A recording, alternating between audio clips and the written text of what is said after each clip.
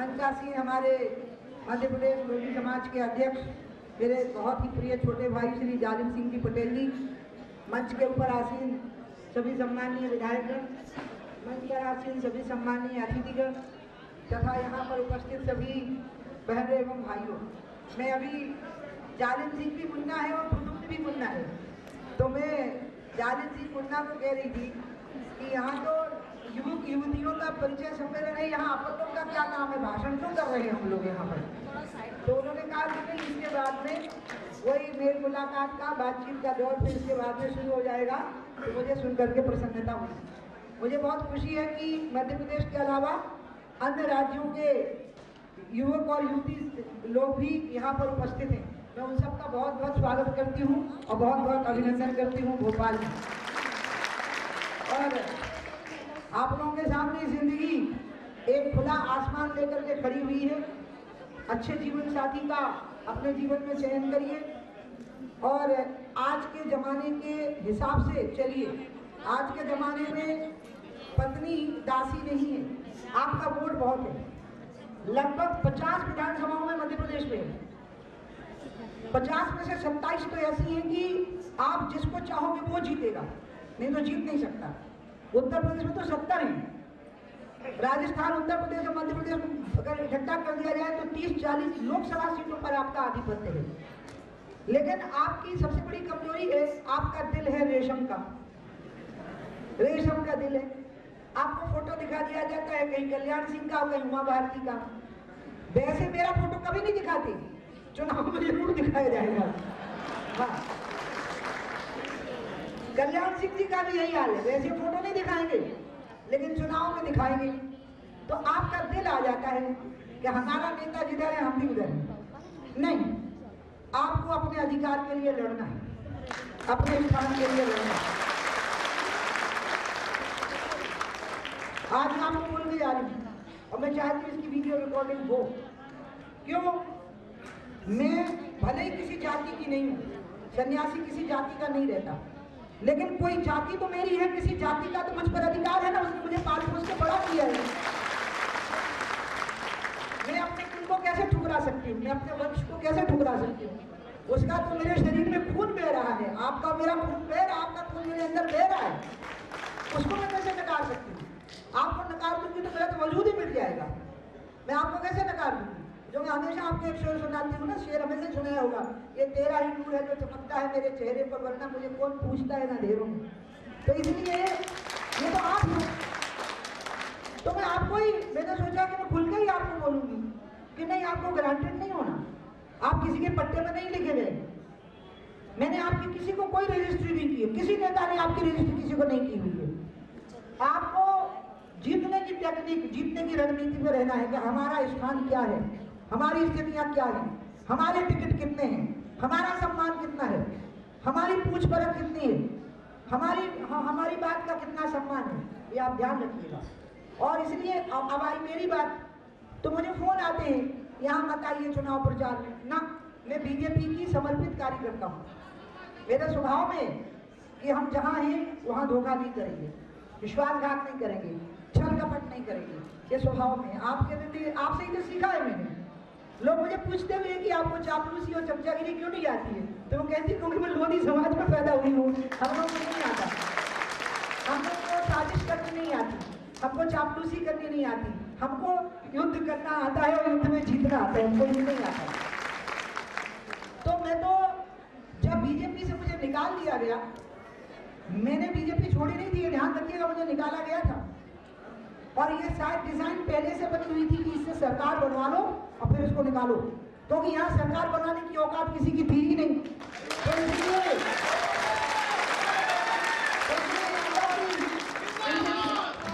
सरकार बनवा लो। उस समय तो बीजेपी के अधिकतम नेता पांव पड़ते थे, उस समय के कांग्रेस के मुख्यमंत्री उनकी फोटो छपते थे पांव पड़ते हुए। मैं एकमात्र ऐसा व्यक्ति थी जो गांव के किसान के खेत से निकल के आई और महल के राजा को धूल चटा दी, जो 10 साल से यहाँ पर बना हुआ।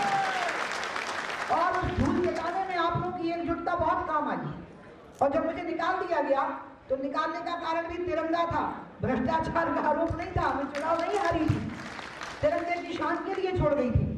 और इसलिए उसके बाद जो स्थितियां बनी थी उसका परिणाम आया कि उन्हें तो निकाल नहीं था, डिजाइन पहले से बनी हुई थी, मेरे को निकाल दिया गया। अब जब मेरे को निकाल दिया गया तो फिर तो तय था ना कि मैंने तो राजनीति छोड़नी नहीं है, क्योंकि मेरी राजनीति नेताओं ने तय नहीं की है। मेरी राजनीति उन असहारा और बेसहारा लोगों ने तय की है जिनकी कोई आवाज नहीं सुनता, उनकी आवाज मैं सुनती हूँ, मैं उनसे बात करती हूँ, मेरी राजनीति उनने तय की है। और इसलिए मैंने अलग पार्टी बनाई, क्योंकि जब मुझे निकाल दिया तो मैंने पार्टी बनाई। लेकिन मेरी पार्टी ने उन आदर्शों को नहीं छोड़ा जो भाजपा के आदर्श थे। जो भाजपा की स्थापना के मूल तत्व थे वो मेरी पार्टी के अंदर कायम रहे। इसलिए जब मैं वापस आई तो भाजपा के लोगों को लगा ही नहीं कि मैं कभी चली गई थी, क्योंकि मैंने कुछ चीजों में समझौता करने के लिए मना कर दिया। जैसे मुझे कहा कि आप राम का नाम लेना बंद कर दो तो हम आपको उत्तर भारत का सबसे बड़ा नेता बना देंगे। कई दलों ने मुझे कहा, मैंने कहा मेरे राम का नहीं होगा, वो मेरे काम का नहीं होगा। कल्याण सिंह जी ने भी यही कहा, उनकी मुख्यमंत्री की कुर्सी रह सकती थी अगर उन्होंने 6 दिसंबर को कार सेवकों पर गोली चलाने का ऑर्डर नहीं दिया होता, ऑर्डर दे दिया होता। उन्होंने नहीं दिया। बाद में राष्ट्रीय एकता परिषद में उनको दंडित भी करवाया गया, 1 दिन का उनको दंड मिला था, आपको पता होगा, 1 दिन का। तो कल्याण सिंह जी से पूछा गया कि आपने राष्ट्रीय एकता परिषद में जो कथन लिख करके दिया कि मैं इस मॉन्यूमेंट की रक्षा करूंगा मुख्यमंत्री के नाते, आपने उसको पूरा क्यों नहीं किया? आपने कार सेवकों पर गोली चलाने का आदेश क्यों नहीं दिया? तो कल्याण सिंह जी ने कहा कि वो कश्मीर के आतंकवादी नहीं थे जो गोली चलाने का आदेश देता, वो राम के भक्त थे, मैं उन पर कैसे गोली चलाने का आदेश देता?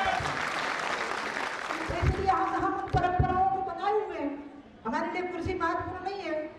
ये बात हमने भाजपा से ही सीखी और उसको मैंने जनशक्ति में कायम रखा, और उसका ही परिणाम आया कि जब मैं वापस आई तो मैं भाजपा में ऐसे वापस ली गई जैसे गंगा से निकली है, गंगा की निर्मल धारा गंगा में वापस लौट गई। उनको इस तरीके से मुझे वापस लिया गया, मुझसे एक भी क्वेश्चन नहीं किया गया, क्योंकि उनको पता था कि मैंने सिद्धांतों पर विचारधारा पर समझौता नहीं किया। लेकिन जब मैं वापस आ गई और मैं बीजेपी का प्रचार करने आती हूँ तो मेरा आप लोगों से आग्रह है कि मुझे फोन नहीं करना कि यहाँ मत आइए, नहीं, मुझे सब जगह जाना है। ये आपको तय करना है कि आपको वोट देना है कि नहीं देना, मेरा भाषण सुनने के बाद